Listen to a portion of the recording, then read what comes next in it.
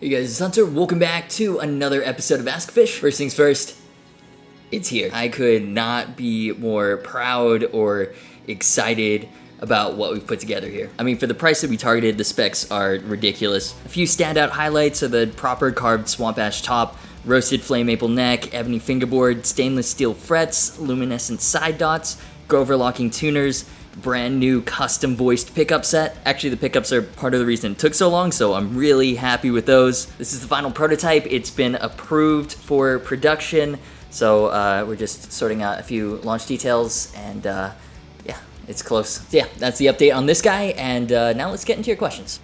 What do you think about the new PRS stuff? SE Holcomb 7-string and the SC1 LPJ style single cut in particular. Yeah, so last time we talked about the Mark Holcomb SE SVN, which I think I made very clear that I'm very excited for. I got so excited, I kind of just forgot about the regular SE models that are coming out for 2019. So I think I say this like every year since I've started doing this YouTube thing, but recently it looks like PRS is taking the SE line a lot more seriously. Even the student edition SE name kind of shows how they viewed the import line at the beginning. They're just lower ends, lower specs, teaser versions of the real thing. You know, when you download a video game demo and you've got like one level and your in-game abilities are limited, you get the gist of the game, but it's not the same. That's kind of how I felt about the old PRS SEs. They just made me want a real PRS. But yeah, now the SE line has really grown into its own. So this is actually PRS's 35th anniversary, and so they've announced 7 new SE models. For now, there may be more later. First one is specifically dedicated to this event. It's the 35th anniversary Custom 24. It's available in only one color, black gold burst, and features the TCI S pickups as well as abalone bird inlays. The TCI pickups are the same ones that are found in the SE Paul's guitar. They can be individually split for true single coil sound using the 2 mini toggles. Special commemorative truss rod cover, but other than that, it's the Custom 24 you know and love. Mahogany body, maple neck, beveled maple top with a flame maple veneer. Personally, not my favorite, but limited to 3,500 units for the 35th anniversary. It's a collector's item and it's only going to go up in value. And for the regular Custom 24s, there's 2 new finishes as well. It's become an SE tradition, same classic Custom 24 specs with exotic wood veneers that change from year to year. Last year we got Zircode and Zebra wood, if I remember correctly. This year we've got burled ash in vintage sunburst and poplar burl in whale blue. You know, usually I'm way more into PRS's single cuts, but I have to admit, that poplar burl with the matching headstock, that's a yes for me. And now there are finally 2 SE hollow bodies. Now this is interesting because I don't believe that SE has ever done full hollow bodies before. They've definitely done semi-hollows like the Zach Myers signature. And yes, I have seen all the comments asking me to check that one out. The reason I haven't is because it's been out for so long. There's so many videos that cover that model. It doesn't make sense for a small channel like mine to try and compete with all that. Yeah, SE hollow bodies. I don't even think that they were available from S2. So your only option was the super expensive core models. That is, until now. So the first one is the SE Hollow Body 2. The back is beveled maple with a flame maple veneer. Middle is mahogany, beveled maple top with a flame maple veneer. Ebony fingerboard with 22 frets, wide fat neck shape, 25-inch scale length. SE bird inlays, PRS hardware, 5815S pickups. The 2 finishes are tricolor sunburst and charcoal burst. And for $11.49, you get an actual hard case. That's interesting, and feel free to check me in the comments, but I've never seen an SE come with a hard case before. All the ones I've tried and all the ones that I've had on the channel have all come with gig bags. And side note, they're actually my favorite gig bags. Like, they're what I use when I need to take any guitar anywhere. But yeah, curious to see what an SE hard case looks like. Then there's the Hollow Body Standard. It's got the same body style as the Hollow Body 2, but it's all mahogany, and also comes with an ebony board. The 2 finishes are McCarty Tobacco Sunburst and Fire Redburst. This one is priced at $9.99 and interestingly also comes with hard case. So yeah, it's still a goal of mine to get a full hollow body on here and just plug it into the PV6505 Plus, you know, see how many boomers we can piss off with that one. I was pumped to do that with the Epiphone John Lee Hooker model, and then they sold out before I could get one.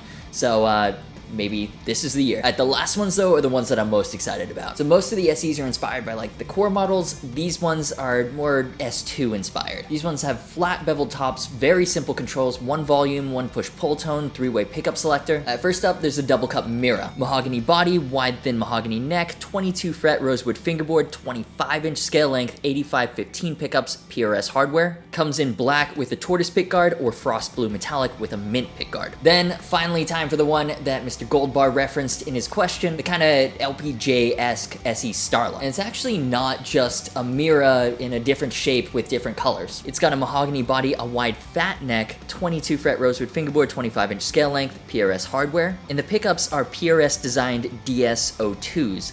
I'm guessing DS stands for double slug. Comes in antique white with a tortoiseshell pickguard and metallic green with a mint pickguard. It comes with a Tunematic style bridge and tailpiece, and interestingly, it's got small posts. It doesn't have the large posts that you normally see on import Tunematic bridges. And the price is really good too. Both are $6.99 with a gig bag. So for my opinion on them, I mean, you asked about the LPJ because you knew I would obviously love that, but I actually really like both of them in the metallic finishes. I think it's really cool that we can now get these minimalistic PRS designs at import level prices. Plus that metallic green, yes please. Also really curious about those DS02s. Usually the SE pickups are import versions of the American PRS stuff.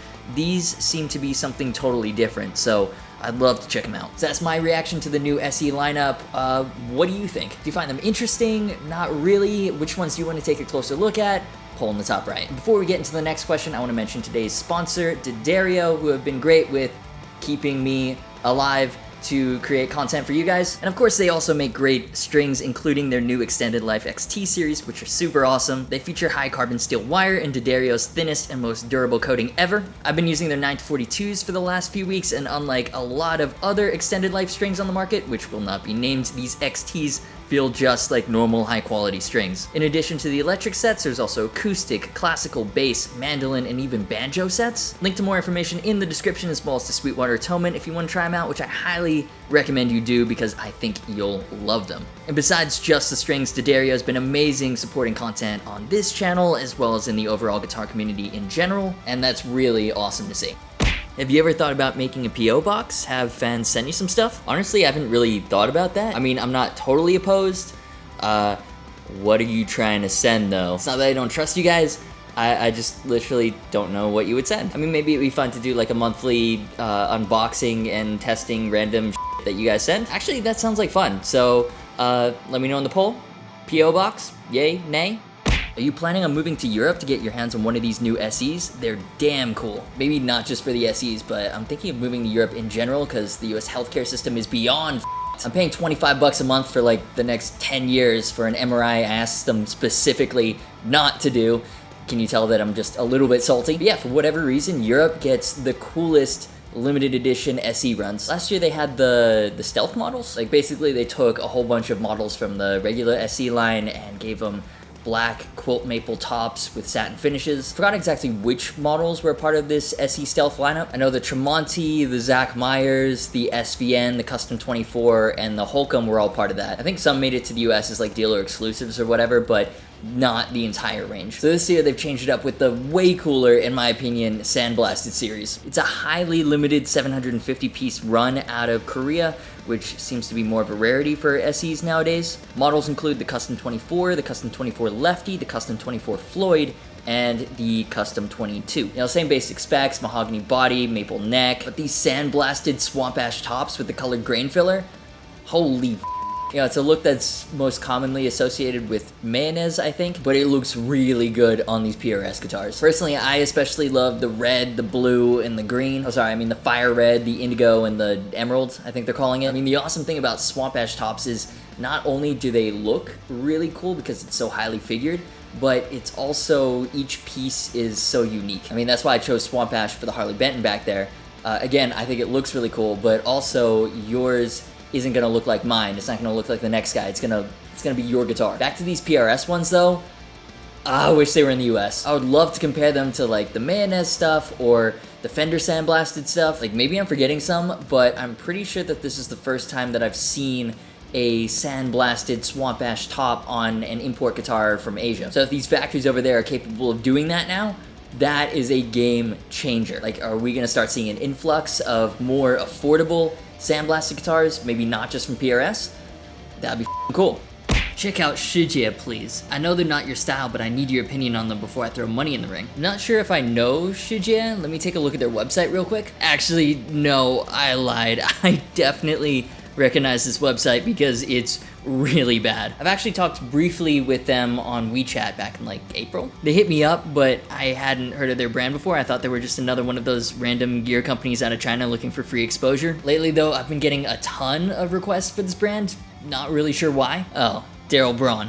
That guy's channel is killing it lately. Okay, so Shijie. Seems like they make a lot of Sur-inspired Super Strat type guitars.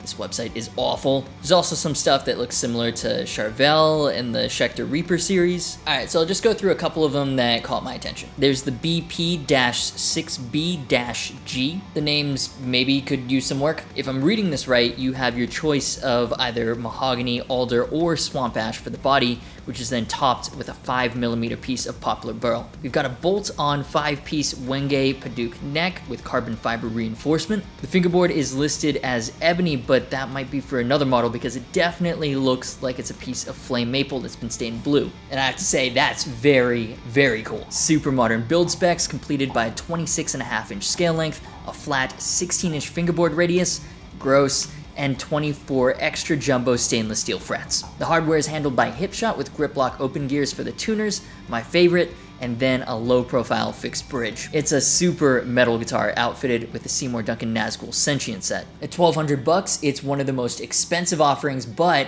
it's also one of the most spec'd out. Then there's the STE series, and that's the one that Daryl Braun did his video on. It's essentially a Strat with a roasted quarter sawn maple neck and a roasted maple fingerboard, spoke wheel truss rod adjustment system included. 2-point tremolo with, I guess, a brass block, custom wound pickups made in Japan, vintage style locking tuners. Very importantly, it comes in some of my favorite Strat colors, Daphne Blue, Shell Pink, and Surfing Green. At $800, including shipping, that's a pretty decent buy. Then there's the TM series, which looks like Shijie has taken a massive page out of Charvel's playbook. And I don't mean that in a bad way, by the way, because I absolutely love Charvel's DK24CM series, still probably my favorite Super Strat ever. This one goes for about $1,100 shipped, has a Dinky-esque body with a caramelized maple neck and fingerboard, again with the spoke wheel truss rod adjustment system. Interestingly, the body is listed as being made of swamp ash and walnut, so I'm not really sure how that construction works. Maybe the top is walnut and the back is swamp ash, or